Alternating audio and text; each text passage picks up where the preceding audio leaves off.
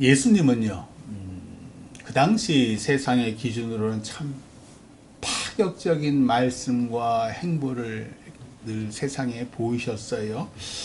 우리야 뭐 지금 예수님이 하나님의 아들이시요 그리스도라는 걸 다 알고 있는데, 예수님 당시 세상 사람들은 예수님 뭐 자신의 입장에 따라서 누구는 예수님을 뭐 혁명가, 또 누구는 또 반란, 반역 죄인, 또 누구는 뭐 사이비 교주, 뭐 다 자기 입장에 따라 생각하는 거예요. 누구는 예수님은 치료자, 여호와 라파, 뭐 이 땅에 오신 여호와 라파 뭐 따랐을 테고요. 또 누구는 성경에 주로 나오죠. 랍비, 선생님, 말씀을 전하는 선생님. 또 조금 더 믿음 좋은 사람은 선지자. 그 정도로 이제 자기 입장에 따라서 예수님에 대해서 평가를 했는데, 그래서 그 시몬 베드로가 예수님은 살아계신 하나님의 아들이시요 그리스도시다라고 고백했던 건 엄청난 신앙 고백이었던 거예요. 아주 시대를 앞서간 신앙 고백이었던 거예요. 또 그 기억하시겠지만 왜 사랑하는 그 제자라고 해야 되나요? 나사로가 죽었잖아요. 그리고 나사로가 죽은 뒤에 이제 나흘 만에, 사흘 후에 일부러 천천히 느릿느릿 죽은 나사로의 집에 갔더니 뭐 마르다가 나와서 엉엉 울잖아요. 좀만 더 일찍 왔으면 살아날 수 있는데 막 이러면서 예수님께서 뭐라 그러냐면 그 마르다에게 나는 부활이요 생명이니 나를 믿는 자는 죽어도 살겠고 무릇 살아서 나를 믿는 자는 영원히 죽지 아니하니 이것을 네가 믿느냐라고 이렇게 물으셔요. 그러자 마르다가 네 주여 그러하외다. 주는 그리스도시요 세상에 오시는 하나님의 아들이신 줄 내가 믿나이다. 이 마르다도 엄청난 신앙 고백을 하는 거예요. 첫 번째 베드로의 신앙 고백 위에 교회가 세워지잖아요. 그래서 천국의 열쇠도 또 베드로에게 주어지고, 이 마르다의 신앙 고백 위에는 무슨 일이 벌어졌죠? 죽었던 오빠 나사로가 살아나요. 그러면 나의 신앙 고백, 우리가 늘 교회를 다니고 뭐 이렇게 기도도 하고 그러시지만 정작 나는 예수님을 뭐라고 바라보는가? 이거 되게 중요합니다. 나는 예수님을 누구라고 생각하는가? 이거 되게 중요해요. 이 나의 신앙 고백 위에 하나님의 역사가 또 일어나는 거예요. 오늘 뭐 집에 가셔서 나는 하나님을 뭐라고 생각하지? 한번 생각해 보시고 그 생각 위에 하나님의 역사가 일어날 줄을 믿어요. 오늘 말씀은요, 예수님께서 초막절이 유대인의 큰 명절 중 하나죠. 초막절이 끝난 후에 예루살렘 성전에서 감난산에 기도하시다가 다시 예루살렘 성전에서 백성을 가르치던 중에 일어난 사건이에요. 예수님을 전통 유대교를 흔드는 반역자 혹은 사이비 교주로 서기관과 바리새인들이 늘 예수님을 주목했잖아요. 그 서기관과 바리새인들이 간음하다가 그 현장에서 붙잡힌 여자를 끌고 성전 가운데에다가 세워놓고 예수님께 물어요. 선생이여, 이 여자가 간음하다가 현장에서 잡혔나이다. 모세는 율법에 이러한 여자를 돌로 치라 명하였거니와 선생은 어떻게 말하겠나이까? 10계명의 7째 계명이 간음하지 말라예요. 아주 엄청 중요한 계명인데 요즘에 도처에서 간음하잖아요. 간음죄도 사라지고 7번째 계명이 간음하지 말라. 좀 더 구체적으로는요, 레위기 20장 10절에 이렇게 써 있어요.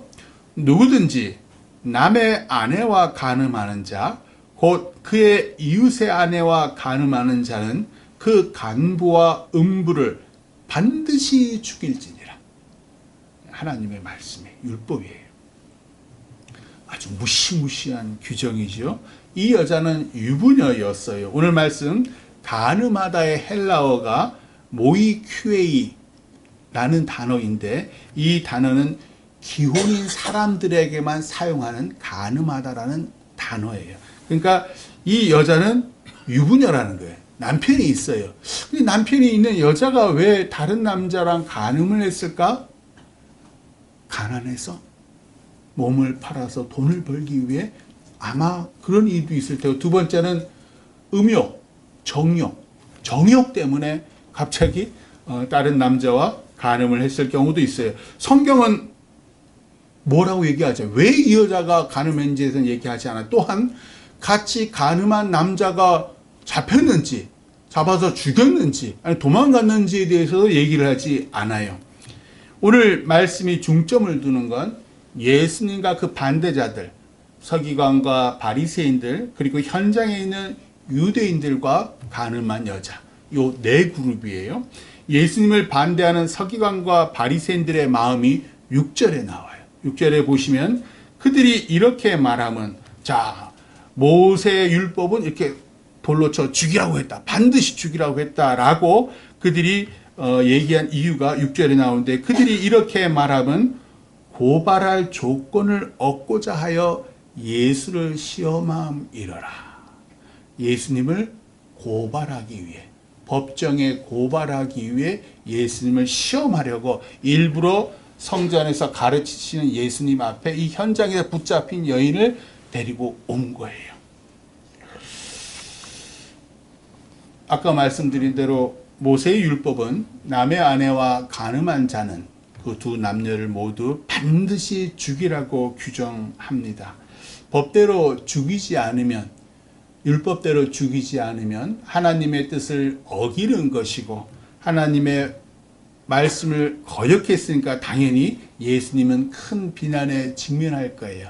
거꾸로 살리라고 하면, 놔두라고 하면 예수님 말씀, 거꾸로 그냥 율법 말씀대로 죽여라라고 하게 되면 그동안 예수님께서 늘 하시던 말씀이 뭐예요? 용서, 사랑, 생명, 이렇게 늘 말씀을 가르쳤거든요. 뿐만 아니라 당신이 살아온 삶도 그런 삶이었는데 그 삶과 모순되게 그 여인을 쳐 죽여라, 이렇게 되는 거예요. 그러니까 이러지도 저러지도 못하는 난처한 상황, 바로 그걸 노리고 이제 와서 서기관과 바리새인들이 여자를 데리고 온 이유예요. 예수님이 즉시 대답하지 않고 몸을 굽혀서 손가락으로 땅에 뭘 써요. 이렇게 쉬지 않고 그 사람들, 서기관과 바리새인들은 계속 예수님께, 아니 당신 뭐 하는 거예요? 이 여자에 대해서 어떻게 할지 말하라고 하지 않았어. 계속 떠드는 와중에도 예수님은 몸을 굽혀서 손가락으로 땅에 뭘 자꾸만 쓰셔요. 어떤 신학자는 아마 분노를 가라앉히기 위해서 그러셨을 것이다. 또 어떤 신학자는 그냥 낙서하신 거야. 또 어떤 신학자는 시간을 벌기 위해서 등등. 근데 대다수의 신학자들이 이 땅에 뭘 쓰신 이 동작은 예레미야 17장 13절 말씀과 관련이 있다. 예레미야 17장 13절에는 예레미야의 기도가 나와요. 뭐라고 하는지 제가 읽을게요. 이스라엘의 소망이신 여호와여, 무릇 주를 버리는 자는 다 수치를 당할 것이라.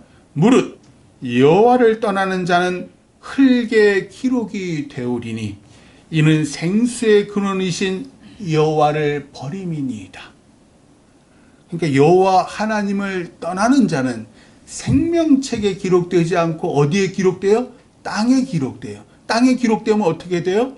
바람이 날리고 누군가가 지나가고 비가 오고 하면 싹 사라진다는 거예요. 그 정도로 덧없이 끝날 것이다. 그의 삶이 덧없이 끝날 것이다 라는 거예요. 예수님이 땅에 뭘 쓰시다가 하도 보채니까 일어나서 말씀하세요. 너희 중에 죄 없는 자가 먼저 돌로 치라. 그리고 다시 허리를 굽혀서 땅에 또 뭘 이렇게 끄적끄적 쓰고 계셔요. 서기관과 바리새인들, 또 그 자리에 있던 유대인들이 생각하는 거예요. 죄 없는 자, 생명책에 기록된 자들이죠. 그런데 흙에 기록된 자, 예수님은 선지자라고도 하던데, 그러면서 예레미야를 떠올리는 거예요. 아하, 예레미야가 그렇게 기록했지. 여호와 하나님을 떠나는 자는 땅에 기록될 것이라고, 덧없이 끝날 것이라고. 예수님은 땅에 글을 쓰시는 행위를 통해서 그 글에 대해서 얘기하는 것이 아니라 그 행위를 통해서 그들에게 회개해라. 너희도 죄가 있지 않니? 회개해라 라고 촉구하시는 거예요. 9절, 그들이 이 말씀을 듣고 양심의 가책을 느껴 어른으로 시작하여 젊은이까지 하나씩 하나씩 나가고 오직 예수와 그 가운데 섰는 여자만 남았더라. 죄로부터 자유로운 사람은 단 한 사람도 없습니다. 그런데도 우리는 의인이냐 너무 쉽게 다른 사람을 판단하고 정죄해요. 무슨 일이 안 돼도 누구 탓, 누가 큰 병을 얻어도, 특히 저 아이들이 무슨 병을, 큰 지병을 얻게 되면 그 다 뭐 유전자니 부모 탓, 그 남 탓하기 바쁜 거예요. 왜 내 죄는 돌아보지 않는 걸까? 예수님은 그 자리에 있던 사람들과 우리에게 너희 중에 죄 없는 자가 먼저 돌로 가늠한 여인을 치라 라고 말씀하세요. 예전에 제가 미국에서 교회 다닐 때, 그리고 이제 서리 집사 좀 됐을 때 유학원 유부녀랑 유학원 총각이 바람이 났어요.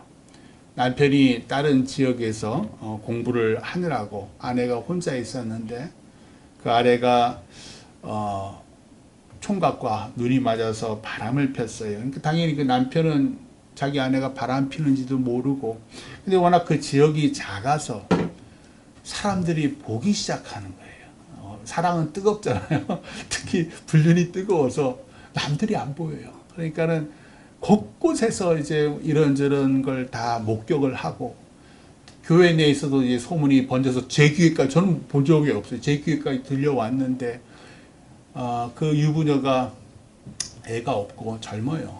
애가 없고 성가대원이었어요. 그렇지만 뭐 아무 일 없었습니다. 그 외에서 다들 쉬쉬 마음속으로만 정죄하는 거예요. 서로 모여서 아이고 그래서 정죄하고. 어떻게 했어야 했을까 한번 생각해 봐요. 오늘 말씀 준비하면서. 반면에 제가 서울 중국인 교회에서 목회할 때에 성가대에 있던 그 중년의 유부남 집사님과 한 자매, 시집도 안 간 한 중국인 자매가 서로 바람이 났어요. 둘 다 중국 사람인데, 유부남 집사는 다 가족이 중국에 있고 돈 벌러 왔는데, 그러다가 이제 교회에 와서 참 잘 섬기고 그래서 집사까지 되셨는데, 이 일을 어떻게 할까? 한편에서는 그 청년 교인들을 중심으로 해서 둘 다 치리하고, 왜 청년 때문에 되게 막 율법적이잖아요. 그러니까 둘 다 치리하고 교회에서 내쫓아야 한다 라는 게 이제 막 목소리가 제일 컸어요. 반면에 좀 나이 드신 분들, 그분들은 유부남 집사님을 그 성가대에서 내려오게 하고, 그냥 거룩한 곳이니까 거룩한 직분에 내려오게 하고, 집사 직분도 이제 그만두게 하고, 대신 이제 교회는 계시게 하고, 그 자매만 쫓아내서 다른 교회로 이렇게 하자. 이 두 가지 안이 막 설왕설래했는데 제가 기도하겠다고. 그래서 마침 기도하던 중에 청년 교인들이 예전에 그곳에서 목회하던 목사님과 외국인 사모님에게 문의를 했고, 그 외국인 사모가 제게 영어로 장문의 편지를 보냈어요. 뭐 딱 하나예요. 뭐 여러 가지 썼는데, 거룩한 교회를 더럽힌 그들을 당장 내쫓으세요. 둘 다 그 예전부터 그분들도 다 알던 교인들이었거든요. 성경에 있는 말씀은 오늘날 현실에도 그대로 적용이 되잖아요.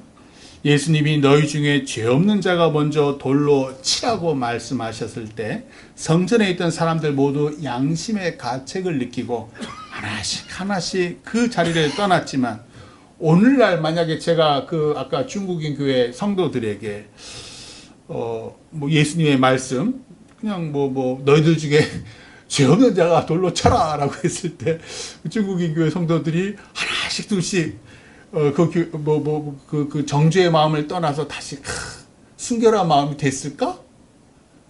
그러지 않았을 거예요.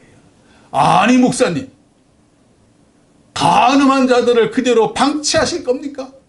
막 들끓었을 거예요. 한편에 들끓고 반대편에 목사님 말씀이 맞다. 오늘날의 교회 문제 있을 때마다 뭐라 그래요? 목사님 편에 든 사람, 목사님 아닌 편에 든 사람. 그 목사님이 하나님 편에 있는지 아닌지 뭐 서로 서랑설레. 예수님께서 그 자리에 있던 사람들과 오늘날의 우리 그리스도인들에게 하고 싶으신 말씀은 우리 모두 죄인이라는 사실이에요. 죄인이 다른 죄인을 정죄하고 심판하는 것 하지 말라. 그러면 죄를 방치하라는 말씀입니까? 오늘 말씀에서 예수님께서 어떻게 하셨는지 한번 봐요. 10절 말씀 같이 한번 읽어봐요. 오늘 말씀 요한복음 8장 10절 같이 읽어요. 시작.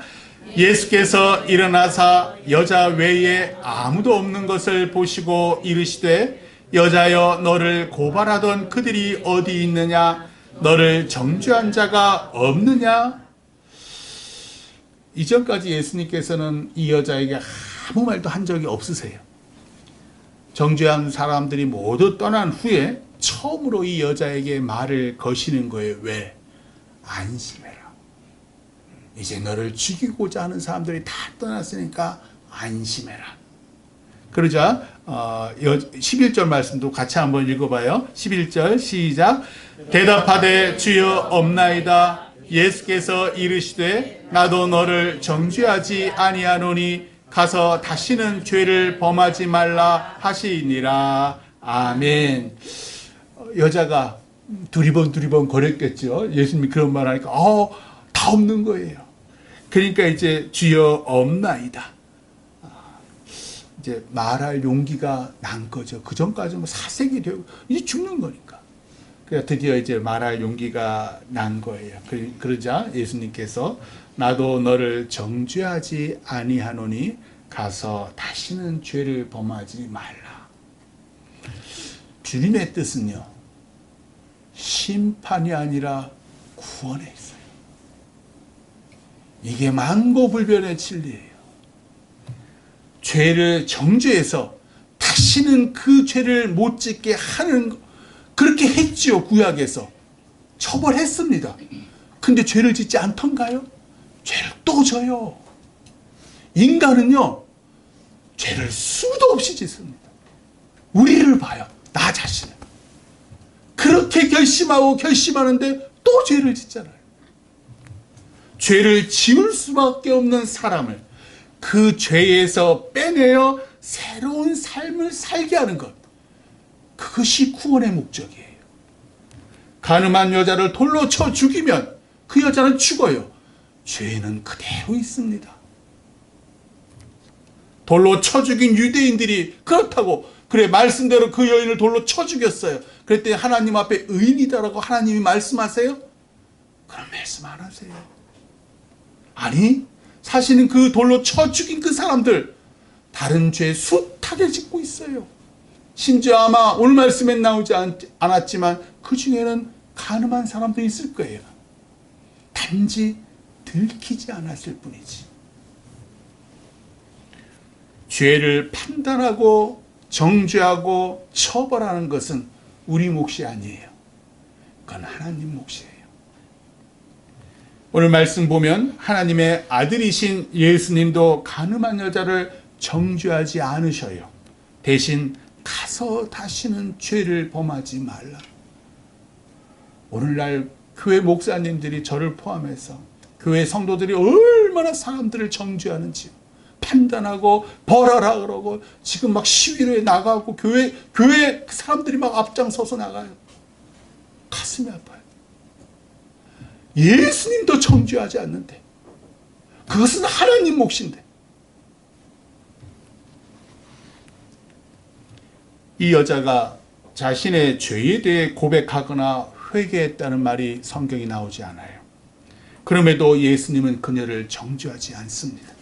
왜냐하면 주님의 사랑과 용서는요, 항상 받을 만한 값어치가 없음에도 주어지기 때문에 항상 주님의 사랑은요, 주님의 용서는요, 죄인에게 주어져요. 내가 의로워서 주님이 용서하시고 사랑하시는 게 아니라는 거예요. 우리가 이 사실을 자꾸만 까먹어요. 나의 숱한 죄에도 불구하고 주님이 내 죄를 대신 지시고 십자가에 죽으셨기에 내 죄가 용서받았습니다. 이 사실을 명심해야 돼요. 간음한 여자는 아무것도 한 게 없습니다. 우리 또한 우리 탐욕과 이기심과 정욕과 남탓과 정죄와 판단의 죄를 씻기 위해서 그 무엇도 한 게 없어요. 지금도 다 자기 잘났대요. 이쪽은 이쪽, 저쪽은 저쪽대로. 이 교회 성도 따르고 저 교회 성도 따르고. 사실 우리는요, 어제보다 오늘 더 탐욕스럽고 이기적이고 재물을 하나님보다 더 사랑합니다. 솔직하게. 늘 남편 탓이고 늘 아내 탓이고 부모 탓이고 다른 사람, 심지어 같은 교회를 섬기는 성도를 이런저런 이유로 정죄하고 판단하잖아요. 간음하고 도둑질하고 이간질하고 정죄하는 나에게 주님은 나도 너를 정죄하지 않는다. 대신 가서 다시는 죄를 범하지 말아라. 왜요? 주님의 사랑과 용서를 통해서 거듭나라고요. 주님은 심판이 아니라 구원하시려고 이 땅에 오셨어요. 날 구원하셔서 새 사람 되게 하는 게 예수님의 목적이요, 교회의 목적이에요. 이 여자가 회개했는지 안 했는지 우리는 몰라요. 이 여자가 이후 또 간음을 했는지 아니면 이제 새 사람 돼서 간음하지 않았는지 성경은 말하지 않아요. 대신 예수님은 당신의 용서의 말씀을 통해서 이 여자와 우리가 새로 거듭나기를 원하셔요. 이전에 죄악된 삶을 되풀이하지 말고 주님 안에서 거듭난 삶을 살기를 원하세요. 네 옛사람은 돌에 맞아 죽었어. 이제 새 사람이 됐으니 가서 다시는 죄를 범하지 말고 하나님 자녀로 살아라. 그것이 속뜻이에요. 그래서 사도 바울이 로마서 12장 1절 2절에서 이렇게 말해요. 그러므로 형제들아, 내가 하나님의 모든 자비하심으로 너희를 권하노니 너희 몸을 하나님이 기뻐하시는 거룩한 산 제물로 드리라. 이는 너희가 드릴 영적 예배니라. 너희는 이 세대를 본받지 말고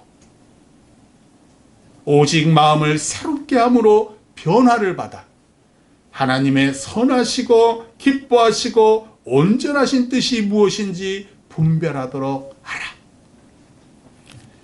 용서받은 이 여자와 용서받은 나를 향한 하나님의 선하시고 기뻐하시고 온전하신 뜻이 뭘까요? 내가 하나님의 딸, 내가 주님의 피로 용서받아 하나님의 귀한 아들과 딸이 됐다는 걸 기억하는 거예요. 나는 더 이상 간음한 여자가 아니야. 나의 몸은 더 이상 천하고 음란한 몸이 아니야. 주님의 살이 내 살이고 주님의 피가 내 피인 거룩한 하나님의 몸이야. 이 몸을 통해 하나님의 뜻을 행하고 이루는 것, 그러라고 예수께서 우리 대신 십자가를 지셨다. 그 예수님을 따라 나에게 주신 십자가를 지고 사는 삶이 나를 향한 하나님의 뜻입니다. 십자가는요, 내가 죽는 겁니다. 내 자신을 위해 살았던 삶을 못 박는 거예요. 예수님은 마태복음 16장 24절에서 이렇게 말씀하세요. 누구든지 나를 따라오려거든 자기를 부인하고 자기 십자가를 지고 나를 따를 것이니라. 마가복음 8장 34절에서도 똑같이 말씀하세요. 누구든지 나를 따라오려거든 자기를 부인하고 자기 십자가를 지고 나를 따를 것이니라. 심지어 누가복음 9장 23절에서도 세계복음서가 다 똑같이 얘기해요. 조금 달라요. 아무든지 나를 따라오려거든 자기를 부인하고 날마다 제 십자가를 지고 나를 따를 것이니라. 왜요? 왜 우리가 내 십자가를 지고 주님을 따라야 할까요? 내가 죽어야 내 몸을 통해 하나님께서 일하시기 때문에 내가 죽는다는 건 이전에 죄악된 삶을 못 박는다는 거예요. 그 삶에서 떠난다는 거예요. 나를 위한 삶을 죽이고 하나님을 위한 삶을 사는 것. 왜 이런 삶을 살아야 하나요? 왜 나를 위한 삶이 아니라 왜 하나님을 위한 삶, 그 십자가를 지는 삶을 살아야 하나요? 예수님께서 이렇게 약속하셨어요. 마태복음 16장 25절이에요. 누구든지 제 목숨을 구원하고자 하면 잃을 것이요, 누구든지 나를 위하여 제 목숨을 잃으면 찾으리라. 마가복음 8장 35절에서도 약속하셨어요. 누구든지 자기 목숨을 구원하고자 하면 잃을 것이요, 누구든지 나와 복음을 위하여 자기 목숨을 잃으면 구원하리라. 누가복음 9장 24절에서도 똑같이 누구든지 제 목숨을 구원하고자 하면 잃을 것이요, 누구든지 나를 위하여 제 목숨을 잃으면 구원하리라. 계속. 왜? 이게 구원받은 삶에게 주신 약속이니까. 간음했던 여자, 지금은 용서받아 새 생명 얻은 여자, 그녀는 새 사람이 됐을까요? 마찬가지로 죄악된 삶을 살았던 우리, 지금은 주님의 보혈로 새 생명을 얻은 우리는 새 사람이 되어 하나님의 자녀답게 하나님 뜻을 이루며 살아가고 있나요? 동일한 질문입니다. 우리는 그녀가 어떤 삶을 살기를 우리가 바라지요? 반면 하나님은, 아니 주변 사람들은, 우리 교회에 다니는 사람을 통해서 저 사람 이런 삶을 살 거야 라고 바란다는 거예요. 내가 주인 삼음이라는 복음성가 가사를 잠깐 제가 읽을게요. 다 아시는 거예요. 내가 주인 삼은 모든 것 내려놓고 내 주 되신 주 앞에 나가, 내가 사랑했던 모든 것 내려놓고 주님만 사랑해. 주 사랑 거친 풍랑에도 깊은 바다처럼 나를 잠잠케 해. 주 사랑 내 영혼의 반석, 그 사랑 위에 서리. 우리는 권력을 사랑하고 재물을 사랑하고 지식을 사랑하고 쾌락을 사랑하고 인기와 건강과 힘을 사랑합니다. 그래서 우리는 주님이 아닌 그런 걸 우리 주인으로 삼았습니다. 나도 모르게. 이런 죄인을 사랑하사 구원하시기 위해 십자가에 못 박혀 죽으신 주님, 나를 구원하사, 이런 나를 구원하사 새 생명 주신 예수님 위에 권력과 재물과 지식과 쾌락과 인기와 건강과 힘을 내려놓으시기를 주님의 이름으로 축원합니다. 기도하겠습니다. 주님 감사합니다. 이런 죄인 사랑하시사 구원하시고 새 생명 주셔서 감사합니다. 예수 그리스도의 이름으로 기도드립니다. 아멘. 다 같이 일어나셔서 내게 있는 향